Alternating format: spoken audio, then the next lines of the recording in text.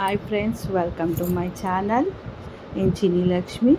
ఈరోజు మనము అధిక మాసం గురించి తెలుసుకుందాము.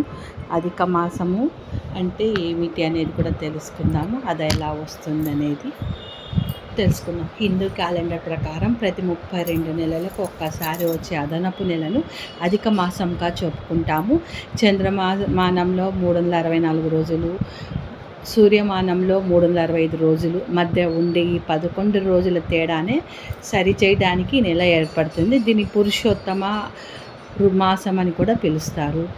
ఇది ఎందుకు వస్తుందంటే భూమి సూర్యుడి చుట్టూ తిరిగే కాలాన్ని సౌరమానమని, చంద్రుడు భూమి చుట్టూ తిరిగే కాలాన్ని చంద్రమానమని అంటారు. ఒకటి సౌరమానము, ఒకటి చంద్రమానము. ఈ రెండు లెక్కల మధ్య గ్యాప్ని మనము 11 రోజులు వస్తుంది. ఆ తేడాని కవర్ చేయడానికి ఈ 13వ నెల ఏర్పడుతుంది. ఈ నెల ప్రత్యేకత ఏమని అంటే, సాధారణంగా సూర్యుడు ఒక రాశిలో నుంచి ఇంకొక రాశిలోకి ప్రవేశించడాన్ని సంక్రమణము అని అంటారు. ఏ చంద్రమాసంలోనూ సూర్యుడు సంక్రమణ జరిగిందో ఆ నెలను అధిక మాసంగా అంటారు. నియమాలు: ఈ మాసంలో వివాహాలు, గృహప్రవేశాలు, ఉపనయనాలు వంటి శుభకార్యాలు చేయకూడదు. ఈ మాసంలో దైవ కార్యాలు, పూజలు, జపాలు, దాన ధర్మాలు మరియు వ్రతాలు ఈ మాసంలో ఎంతో శ్రేష్టమైనవి. ముఖ్యమైన పనులు ఏం చేయాలంటే, పురుషోత్తమాని యొక్క పూజ చేయాలి. అధిక మాసానికి అధిపతి అయిన శ్రీ మహావిష్ణువు, లక్ష్మీదేవులను ఇద్దరినీ పూజించాలి. విష్ణు సహస్రనామము, భగవద్గీత, ఇంకా ఎన్నో విష్ణుకు సంబంధించిన అన్నింటినీ మనం చేయొచ్చు. ఎక్కువగా సత్యనారాయణ స్వామి పూజ కూడా చేయవచ్చు. పేదలకు వస్త్రాలు దానాలు, అన్నదానం కూడా చేయొచ్చు. దీపదానం కూడా ఈ మాసంలో ప్రత్యేకంగా చెప్పుకోబడింది. పవిత్ర నదీ స్నానాలు, అవకాశం ఉంటే నదీ స్నానాలు చేయవచ్చు, లేకపోతే ఇంట్లోనే గంగా జలాన్ని ఉపయోగించి స్నానం చేయవచ్చు. ఈ మాసంలో భగవద్గీత పారాయణం చేయడం ద్వారా మనకి మనశ్శాంతి లభిస్తుంది. సాయంత్రం వేళలోన ప్రొద్దున పూట 2 పూట్ల దీపాన్ని నెయ్యి దీపాన్ని పెట్టవచ్చు, లేకపోతే తులసి కోట ముందర పెట్టినా కూడా అనేకమైన ప్రయోజనాలు వస్తాయి.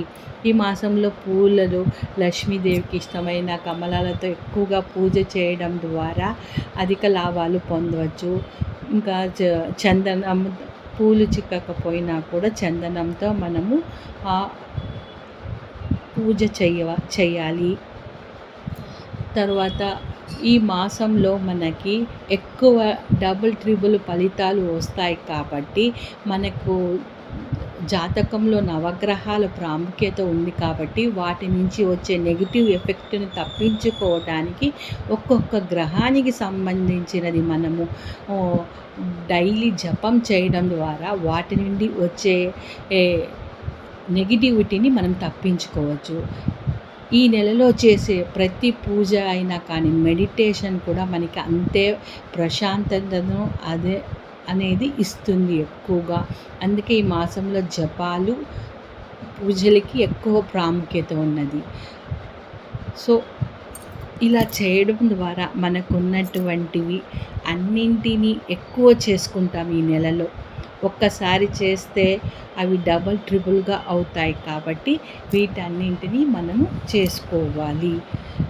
ఇలా చేసుకోవడం ద్వారా మంచి ప్రయోజనాలు మీరందరూ పొందుతారని ఆశిస్తున్నాను. ఇంకా మీకు ఈ మాసంలో చేయడానికి అనుకూలం కాకపోతే, ఫుల్ నెల చేయడానికి అనుకూలం లేకపోతే మీరు అష్టమి, నవమి, ఏకాదశి, ద్వాదశి, పున్నమి ఈ కొన్ని రోజులు చేసినా కూడా మీకు అద్భుతమైన ఫలితాలు ఉంటాయి. సో ఇవి మీరు ఉపయోగించుకుంటారు. ఈ సమాచారాన్ని అంతా మీకు నచ్చిందని అనుకుంటున్నాను. Thank you friends.